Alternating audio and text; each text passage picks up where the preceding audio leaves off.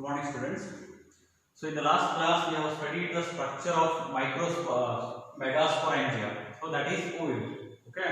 In the last class, if you can remember, we have studied the different parts present in the ovule. And ovule contains two ends. One is the chalazal end, and the other is micropyle end. Okay. So as you can see, these megasporangia are known as female reproductive parts, female reproductive organ of a flower. Okay, so the process. So in this class, we will be studying about the process of development of this female reproductive organ. Okay, that means ovule. How the ovule is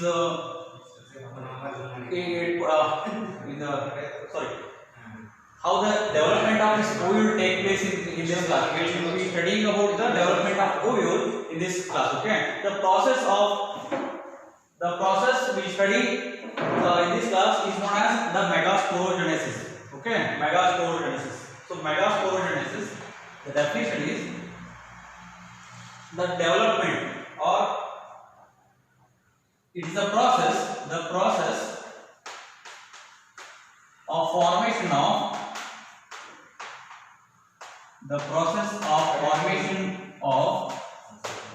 megaspore. The process of formation of megaspore from megaspore mother cell. Megaspore mother cell is known as megasporogenesis. Okay, so megasporogenesis is a process of formation of megaspore from megaspore mother cell. Okay, so generally when we refer to megaspore is nothing but ovule. Okay, so ovule generally differentiate, or ovule is generated from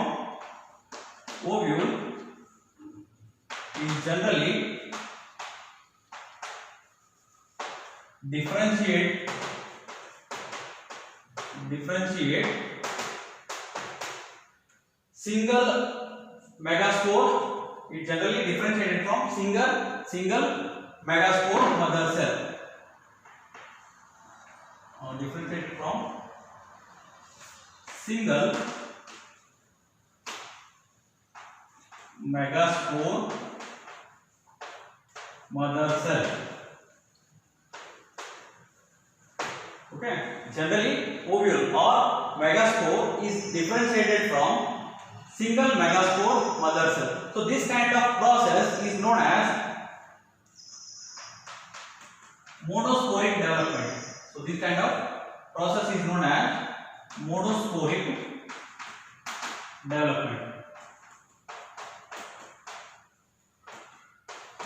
Okay, so initially megasporogenesis is the process of formation of megaspore from megaspore mother cell. Okay, but generally ovule is differentiate. That means ovule ready agudidilla ಅದು ಒಂದೇ megaspore mother cell ಇಂದ ಆಗುತ್ತೆ. Okay, so it only differentiate from single megaspore mother cell.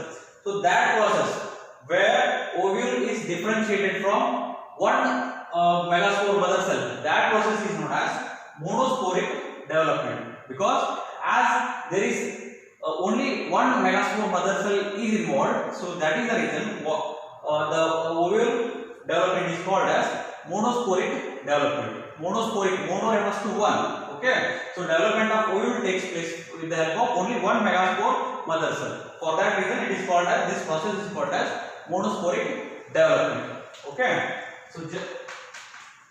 Okay, so I have drawn some diagrams over here. You can refer the textbook for these diagrams. Okay, so here the image which you can see is known as megaspore mother cell, or this will be going to the this is the ovule. Okay, which has several parts which I will be explaining you in the proceeding class. Okay, so as you can see, megaspore or the ovule generally differentiate from single megaspore mother cell. So this whole structure is known as single megaspore mother cell. Okay, surrounding the megaspore mother cell there are many cells which have dense cytoplasma and large nucleus. So those cells are known as new cells. So you can remember in the last class we have studied the function of new cells. These new cells are nutritive purposes. Okay. So these supply food for the developing megaspore mother cell. Okay. So it generally megaspore mother cell derives its nutrition from the surrounding cells. Okay. These are known as cells of new cells. Okay. So generally megaspore mother cell, the process from which is used for development. Okay. So generally this megaspore mother cell undergoes meiosis. I will simply write MMC, megaspore mother cell. So it undergoes meiosis or meiotic division. Okay. So as you can generally megaspore mother cell undergoes meiotic division. If you can remember in the last questionnaire, there was one question. Okay, how the megaspore genesis takes place, whether it involves one meiotic division and further mitotic divisions or two meiocytic division, that you have already seen in the question paper. Okay, someone of you have asked us. You can explain. Please explain me about the process of meiotic division and mitotic divisions. Okay, here in this video we will be explaining that. Okay. So generally megaspore mother cell undergoes meiotic division. So if you can remember what meiotic division is means, one meiotic division, say for example one cell, if this cell is undergoing meiosis, it will produce 4 different cells. Okay. So as you can remember, meiosis contains 2 types of division, meiosis 1 and meiosis 2. Okay. So at the end of meiosis 2, there will be formation of 4 cells. Okay. So meiosis 1 and meiosis 2. So at the end of meiosis, you will find 4 different cells. Okay. So as there are formation of 4 cells, we will just term it as megaspore tetrad. MMC undergoes meiotic division to form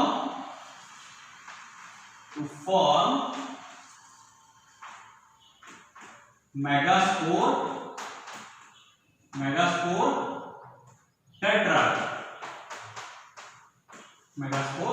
tetrad. So in this particular diagram, you can see the megaspore tetrad. Here one cell is there, one megaspore mother cell is there, and it is undergoing meiotic division. So meiosis, it is undergoing meiotic division. So at the end of meiosis, you will find 4 cells. Okay, for that reason this is known as megaspore tetrad. Okay, so here among these 4 cells, in further diagrams, if you can see, varieties of number of nucleus is more. Okay, so that we will try to understand. So among these 4 cells, among this megaspore tetrad, 3 cells. Okay, among 4, 1, 2, 3 cells. Okay, anyone. In these 3 cells, they degenerate. Okay, so only one cell will proceed to the further development. Okay, so I will just redraw this. Okay, so generally from the megaspore mother cell, there are megaspore tetrad, there are 4 cells. Among 4, 3 cells will degenerate or they are destroyed. Degenerate means they are destroyed. Only one cell will remain. Okay, that one cell divides mitotically. Here the diagram comes here. Okay, from this I have drawn here. Okay, so here mitosis. Okay, I will just explain you. Here megaspore tetrad is there. We will just try to draw some diagrams here. 1, 2, 3, 4. Okay, so this is the microspore tetrad which I have drawn So among 4 cells, 3 cells will be destroyed. Okay, among 4 cells, 3 cells will be destroyed. Only one will undergo mitotic division. Mitotic division. Okay. So if you can remember what mitosis is, here by mitotic division, one cell will give rise to 2 cells. 2 cells. Okay. Okay. So those 2 cells are here, but I will just remove this.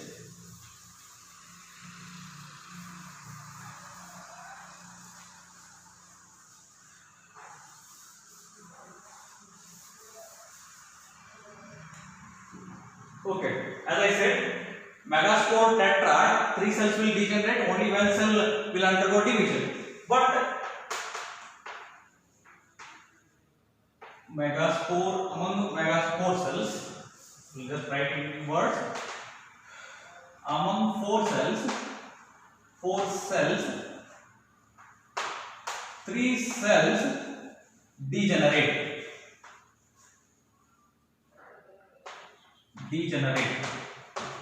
Okay, only 1 cell will be there. That cell is known as functional cell. Okay, one will remain, that a cell is known as functional cell. That will undergo, functional cell will undergo mitosis. Okay. So you just pay your attention here. The functional cell will go and mitosis. Okay, as I said, only 1 cell will be there. So this cell will go mitotic division.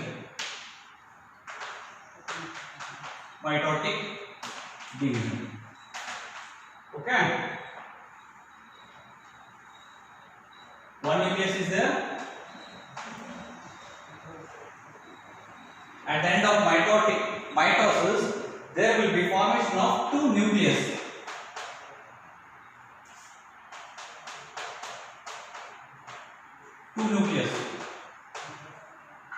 Okay, these 2 nucleus, they move to the opposite poles. Okay, pay your attention here. At the end of mitosis, what should be the process? The 1 cell should divide into 2 cells. Okay, of equal chromosome. But in this case, only nucleus is dividing, nucleus is doubled, whereas there is no cell bond formation. Okay. So after mitotic division, the cell, the megaspore, this is the megaspore. Okay. Megaspore. After mitotic division, the megaspore will be having 2 nuclei in 1 cell. Okay. So this kind of development is known as free nuclear. These are free nuclear divisions.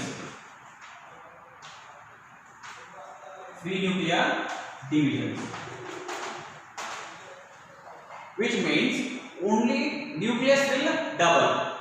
Okay.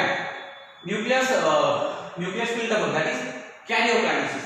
Okay, but it is not immediately followed by the cell wall formation. Okay, so there is no cytokinesis. Only karyokinesis there, cytokinesis not there. Okay, so karyokinesis means number of nuclei will double.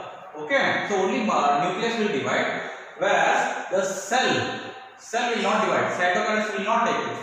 So those kind of divisions are known as free nuclear divisions. Got it? Okay. Further, okay, as you can see, the megaspore nucleus will divide into and move to the opposite poles, and further 2 more mitotic divisions will take place here. Okay, these are free nuclear two more mitotic divisions, which means at the opposite poles. So one pole is micropyle and micropyle, one pole is micropole and another is chelazar. Okay. So here two more successive mitotic divisions will take place, which result in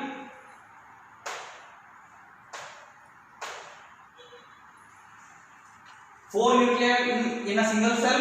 So that means this pole, this nucleus is doubled, and further this nucleus is also doubled. Okay, here also karyokinesis takes place. Okay, so here also only karyokinesis or nuclear division will only take place. No cytokinesis or no cell division. Only nucleus will divide.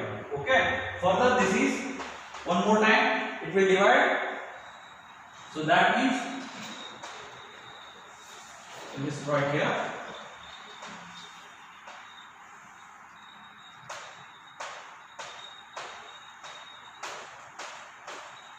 Okay. So here a single cell, so single megaspore mother cell will contain 8 nuclei, total 8 nuclei. After 3 successive mitotic divisions, the number of nuclei will be 8. I will just tell you one more time. A single, generally at the end of one meiosis, there are 4. You can see here. This is the meiosis. Megaspore mother cell will divide meiotically to form 4 megaspores. So those are known as megaspore tetrad. Among 4 cells, 3 will degenerate, 3 will degenerate, only 1 will divide. Okay, so that one cell is here. Okay, so that one cell, megaspore, this megaspore will divide mitotically, forming first division. This is the first mitotic division, forming 2 nuclei, and second mitotic division. This is the second mitotic division, forming 4 nuclei, and this is the third mitotic division, forming 8 nuclei. Okay, at the end of complete mitosis, there will be one cell which will be having 8 nuclei. Understood? Okay. And these kind of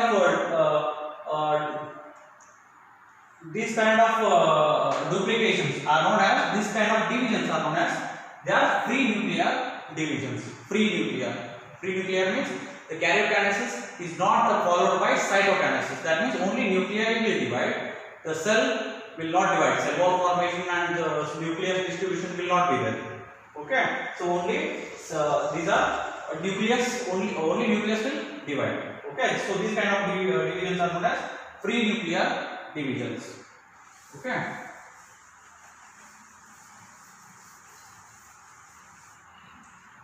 So once the cell contains, I have drawn the same diagram over here, 1 into 2, 2 into 4 cells. Okay, 4 to 8 cells.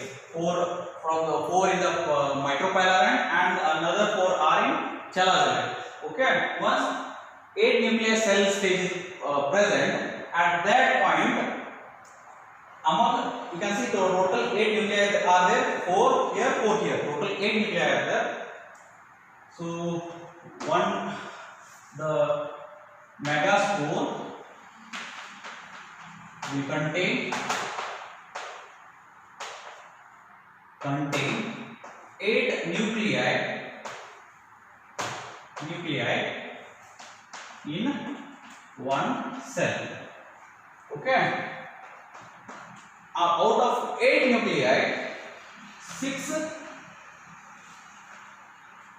nuclei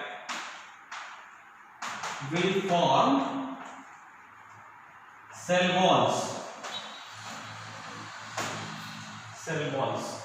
Okay. Only after the megaspore contains 8 nuclei, at that point of time, 6 out of 8 nuclei will form the cell walls. Okay. So then the remaining 2 nuclei are placed just below the egg apparatus.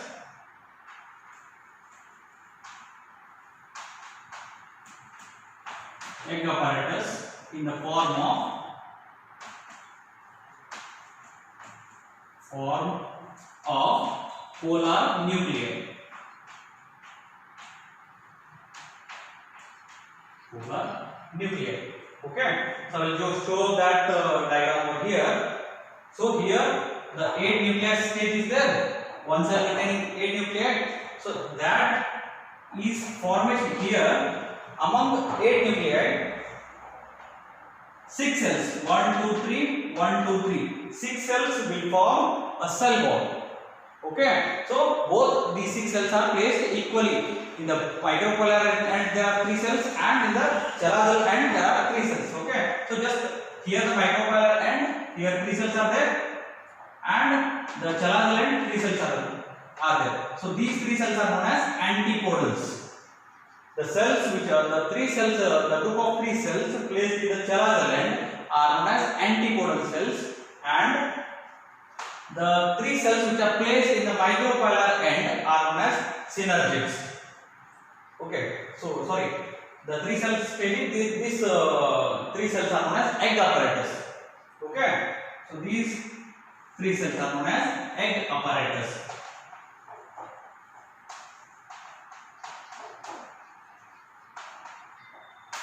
Okay, so this egg apparatus contains 2 synergids.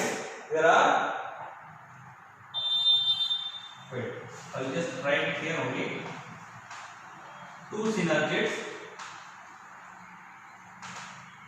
and 1 egg cell.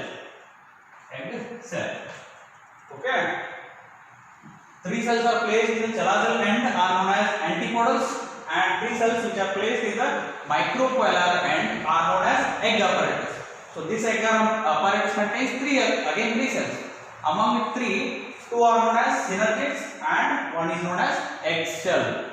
Okay, and if you can see the image closely, you can refer the textbook for these images. Here slight small finger-like structures are there. So those are known as filiform apparatus. So these filiform apparatus present only on synergid cells, not on egg cell.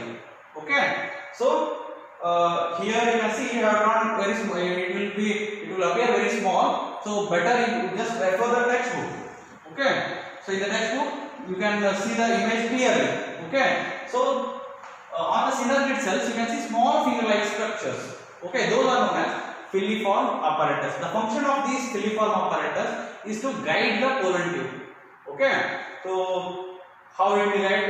We'll just give you a free idea. Once the anther contains pollen grains, the pollen grain will come and fall on the stigma of the pistil. Okay, on the stigma, from the stigma, it will move all the way down through style.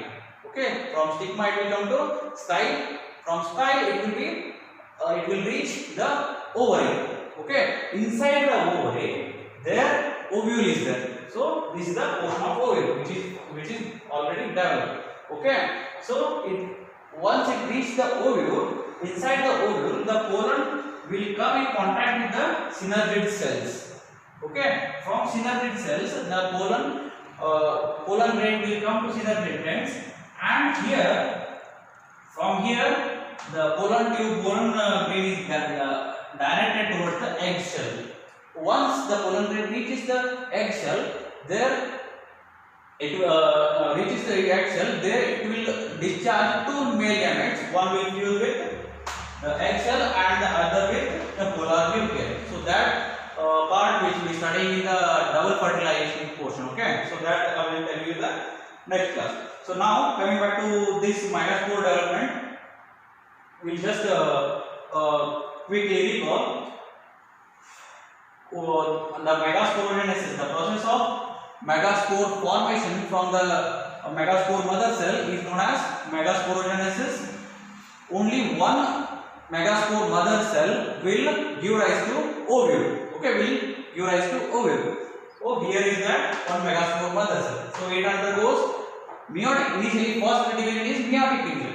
So what division? It divides into after meiosis, it will form a megaspore tetrad. So once megaspore tetrad is formed, among 4 cells which are formed, 3 will degenerate. Okay, only one cell will undergo mitotic divisions. It will go around will undergo 3 times mitotic divisions. So those three divisions are free nuclei. That means only nuclei will double. No cytokinesis will take place. Okay. So that's here the mitosis is taking place. One cell will divide into 2 nuclei, and further 2 more successive mitotic divisions forming 4 nuclei per cell and 8 nuclei per cell. So once it reaches the 8 nuclei stage, 8 out of 6 out of 8 nuclei, 6 out of 8 nuclei will form the cell walls. Okay, 3 are placed in the chelazal end and another 3 are placed in the micropylar end. So those 3 cells which are placed in the chelazal end will form the cell wall. Those are known as antipodal cells, and the cells which are placed in the micropylar end are known as egg apparatus. Okay, each egg apparatus contains 3 cells. One is egg shell and 2 synergids.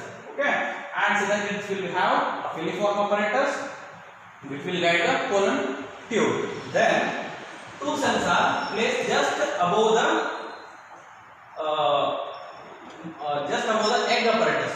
Okay, if you can revert it, this will come here, the micropyle end will come here, and chelazal end will come here. You can write that they are placed just below the egg apparatus. That also you can write. Okay. So these nuclei are known as these are diploid nuclei. These nuclei are known as polar nuclei. Okay.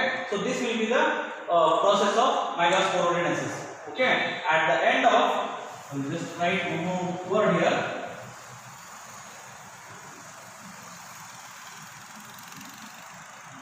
At the end of or complete maturation of this megaspore or ovule will contain, the megaspore will contain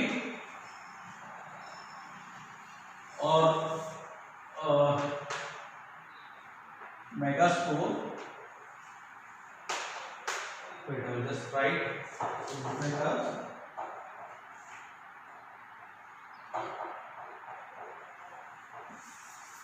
the complete cell or embryo sac cell. The cell will contain or the cell is megaspore cell or functional embryo sac. You can write it as embryo sac also. Embryo sac. I will just write it here. The embryo sac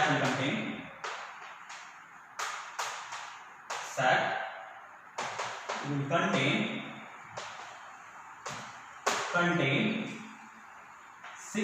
total 6 cells. 6 cells. Sorry, total not 6 cells. 7 total 7 cells and 8 nuclei. Okay. So we'll just let you know how 7 cells are formed. Okay. Just pay attention on this diagram. Okay. So in this diagram, you can see 3 cells are at the chelazal end. 1, 2, 3. Those are known as antipodals, and 3 cells are at the micropylar end. So that is known as egg apparatus, and one large cell is there. Okay. So total 7 cells. Okay. Total 7 cells and 8 nuclei. 6 nuclei are here and 2 nuclei in the form of polar nuclei. So total 8 nuclei. At the end of complete maturation of embryo sac, we have 7 cells and 8 nuclei. This is the process of megasporogenesis. Okay, hopefully you have understood this topic. Okay.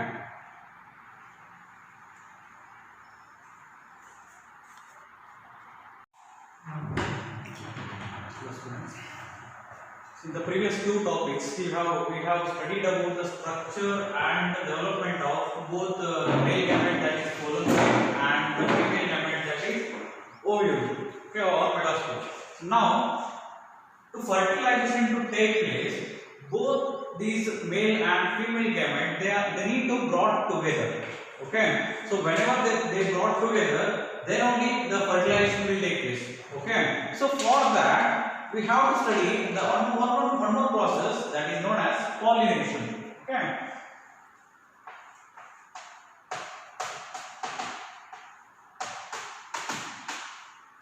Pollination. Okay.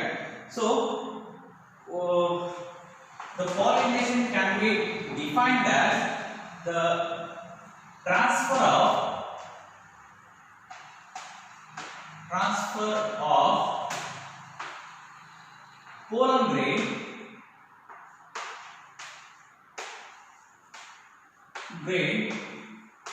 from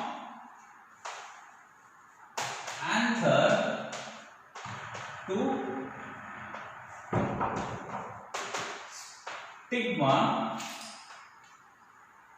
stigma of the flower. Okay, so the pollination can be defined as the process of transfer of pollen grain from anther to the stigma of the flower. This process is known as pollination. So this pollination, there are generally mainly two types of pollination are there. There are generally two types.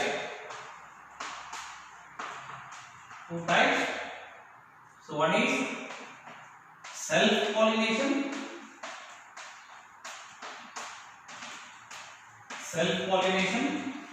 And the second is cross-pollination.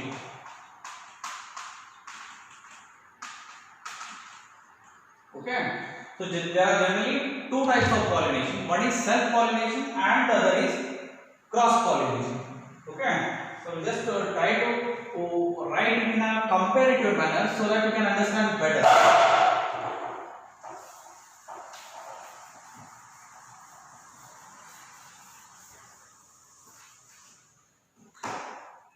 So pollination can be divided mainly into two groups. So one is self-pollination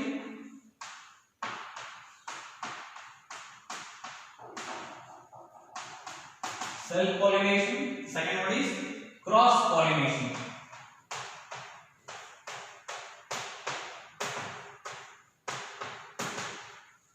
Okay, the self-pollination means here both female gamete and the male gamete, they are present in the same plant. So in the same plant only the fertilization will take place. So that kind of pollination is nothing but self-pollination. So cross-pollination means here the male gamete and female gamete, they are present in the two different plants. Okay, so again in self-pollination there are two types. In self-pollination there are again two types.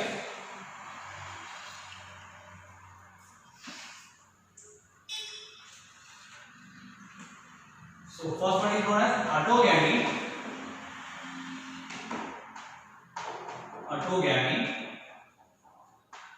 and the second one is geitonogamy.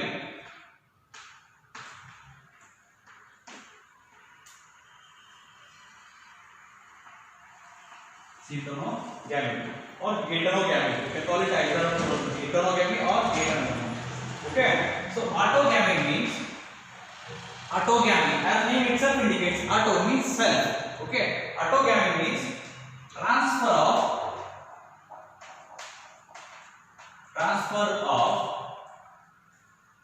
pollen grain. I will just write a short form. Pollen grain means PG. Okay, the transfer of pollen grain from anther to stigma of the same flower. Okay, autogamy means here the transfer of pollen grain takes place in a single cell. Okay, that means transfer of pollen grain from anther to the stigma of the same flower. Only here the single flower will be having both male and female gametes. So male gamete will produce pollen grains and female gamete will be having ovary or ovules. Here in the same flower, the flower itself, the fusion of male and female gamete will take place. Okay, say for example I will just try to draw a figure of the flower. Say for example, so this is a flower. So this portion is the pistil,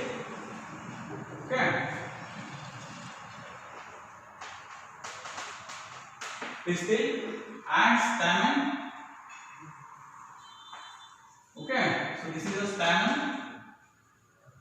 Stamen contains anther, and the pistil contains the stigma. Okay, we will not try to draw everything. We will just try to give you an idea how the anther will travel to stigma. Okay, so for that reason only I am only highlighting this anther and stigma. Okay, so here in autogamy, autogamy means transfer of pollen grain from anther to stigma of the same flower. Here the condition should be the flowers. The condition means the flower should be bisexual flower. Flower should be bisexual. Bisexual means both male and female gametes are present in the same flower. Okay, so the transfer of pollen grain from anther to stigma in the same flower. So this kind of pollination is known as autogamy. Okay, so now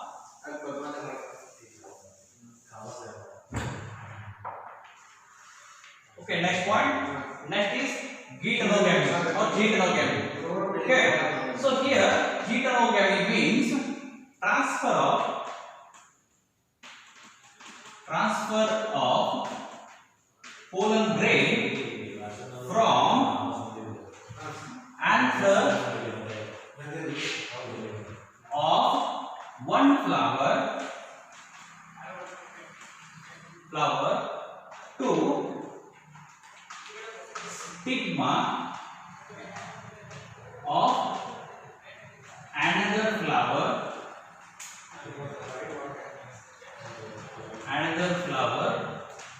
of the same plant.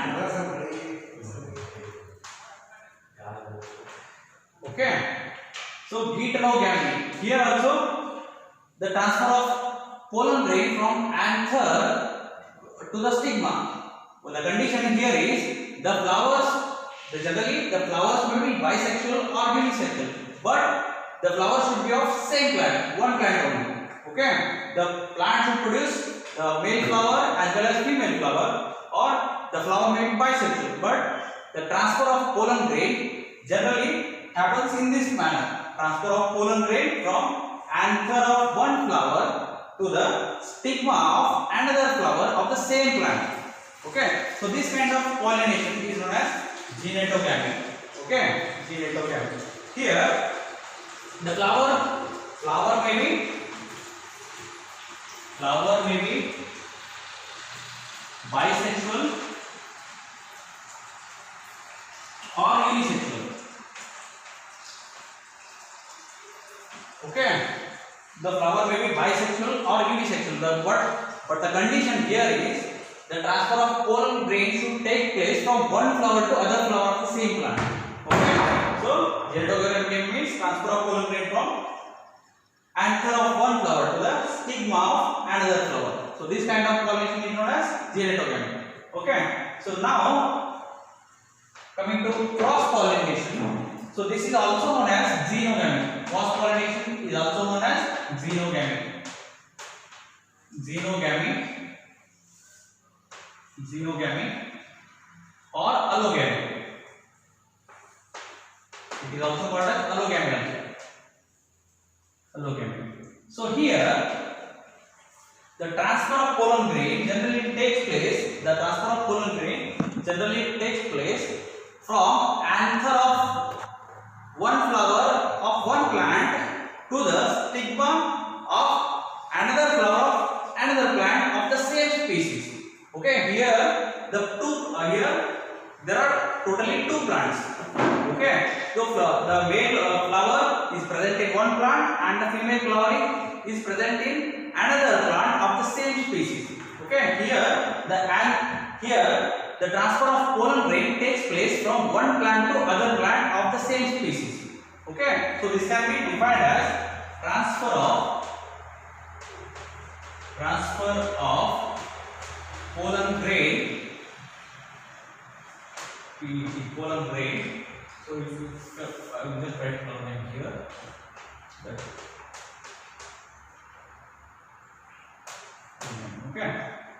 So here transfer of pollen grain from anther of one flower, of one plant to the stigma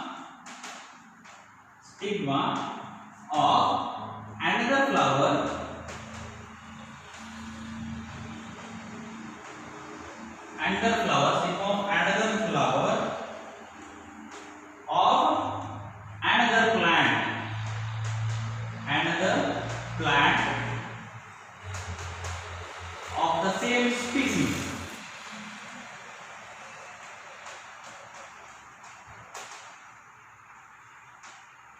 Okay.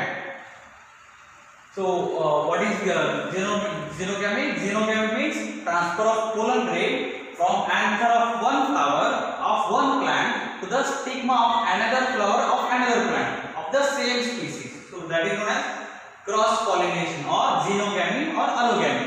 Okay. So let us I will just try to tell you one more time. In the pollination means transfer of pollen grain from anther to stigma. Okay, so in pollination there are mainly two types. One is self pollination, the other is cross pollination. So again there are in self pollination there are two types. One is autogamy and heterogamy. So autogamy means transfer of pollen grains from anther to stigma of the same flower. Here only one flower is there which is bisexual. It has both male and female gametes. Okay, inside one flower the fertilization or fusion of gamete takes place. That kind of process, that kind of pollination is known as autogamy. Okay, the second one is heterogamy. Here, transfer of pollen grain from anther of one flower to the stigma of another flower of the same plant. Okay, here plant is single, but flowers are two. Okay, one is male flower and another is female flower. The male flower will produce pollen grain. The pollen grain will travel from anther to stigma of different flower but in the same plant. Okay, so that is heterogamy. Third one is cross pollination, that is also known as xenogamy. Here the transfer of pollen grain from one plant to another plant. Okay, so a little bit in detail you have to tell in this manner. The transfer of pollen grain from anther of one flower to the stigma of another flower of different plant. Okay, so here two plants are involved. Here the flower should be unisexual. Flower is unisexual. Okay, so these are mainly three different kinds of pollinations. So mainly two types. In that again three types are there. So mainly two types are self pollination and cross pollination. And again self pollination is divided into autogamy and heterogamy, and cross pollination is also known as xenogamy and allogamy. Okay, it has both the self pollination and cross pollination have several advantages and some disadvantages that I will try to tell you.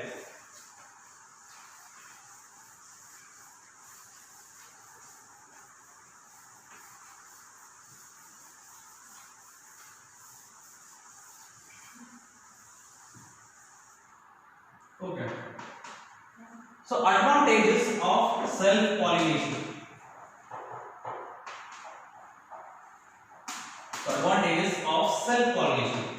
Okay, so self pollination has several advantages, such as one very important advantage here is, so here as both male and female gametes are in the same plant, so the pollination will be 100% successful. 100% successful. Okay, means here the gametes which are produced, their numbers, even a small amount of gametes will be there. Those will perform the process of fertilization. So there is no loss of gametes will be present. Okay, no loss of gametes, no loss of gametes in self pollination. Okay, so or you can call it as the gamete loss is less. That also you can tell. Okay, the main disadvantage here is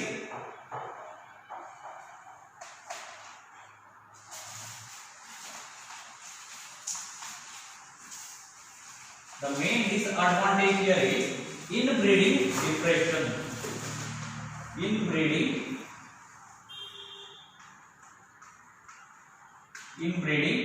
depression.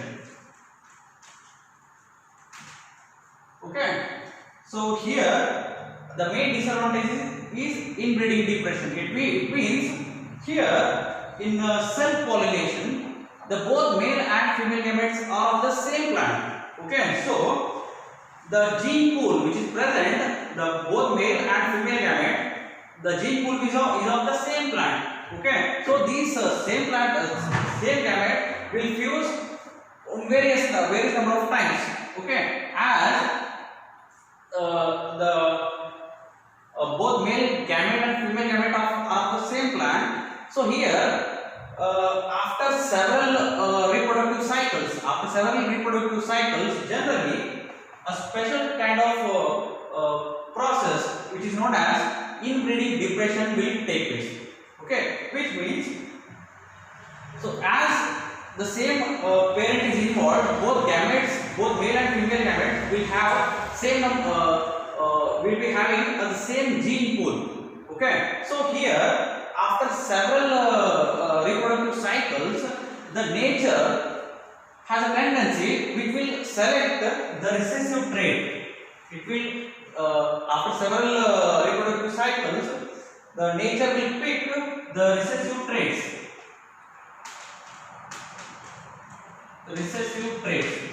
Okay, so the recessive trait means recessive character. As we have seen in the Mendel's cycle, a dominant trait will be there and the recessive trait will be there. Okay, so inbreeding depression is a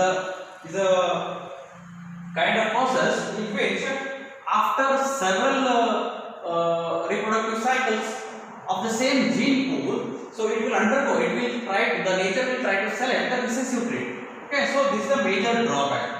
Okay, so that for that reason only we call it as disadvantage. The main recessive trait means in recombination sometimes the recessive character may appear in the plant. So for that reason only this is a major disadvantage.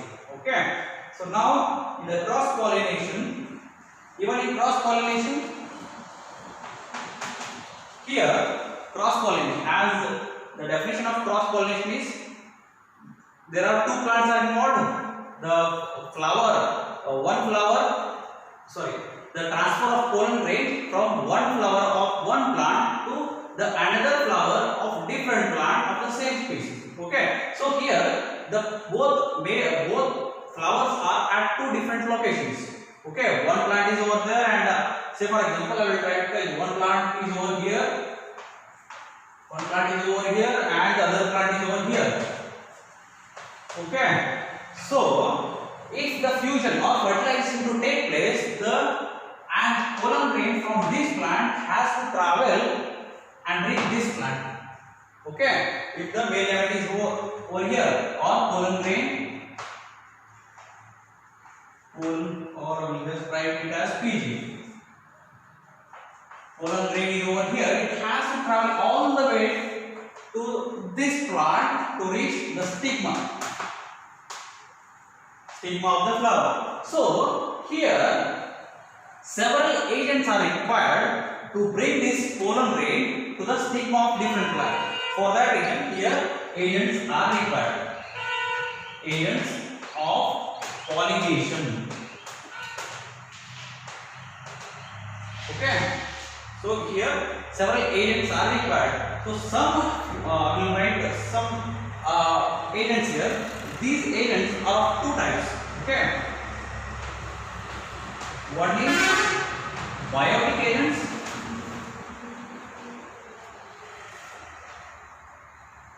And abiotic agents.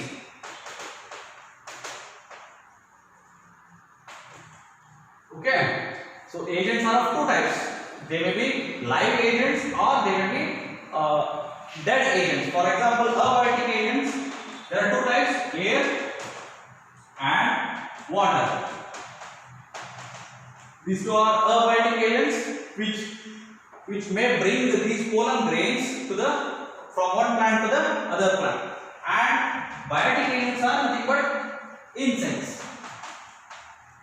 Insects, bats, birds, snails, monkeys. Okay, so many animals they come under these biotic agents. They also bring these pollen grain from one plant to other plant. So these are several kinds of pollinating agents. Okay, so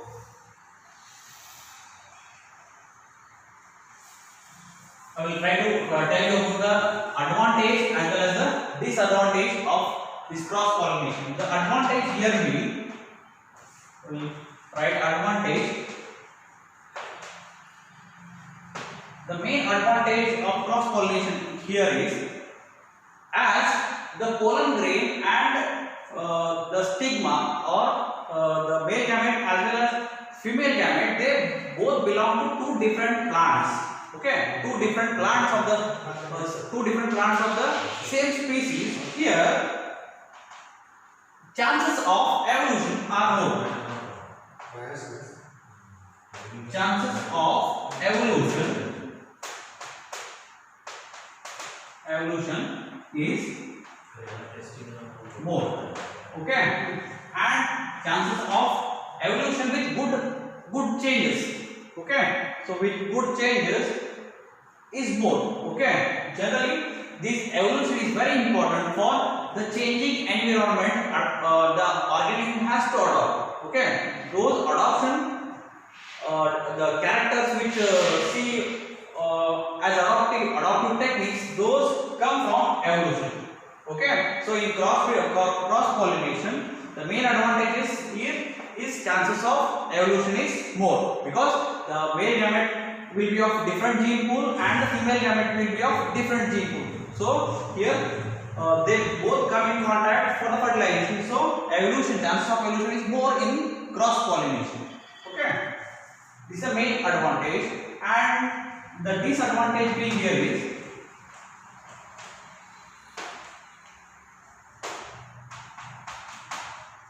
as the cross pollination is carried out by several agents. Okay, so say for example, agents are required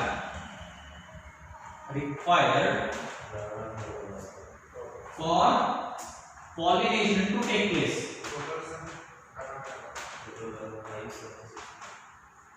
Pollination to take place.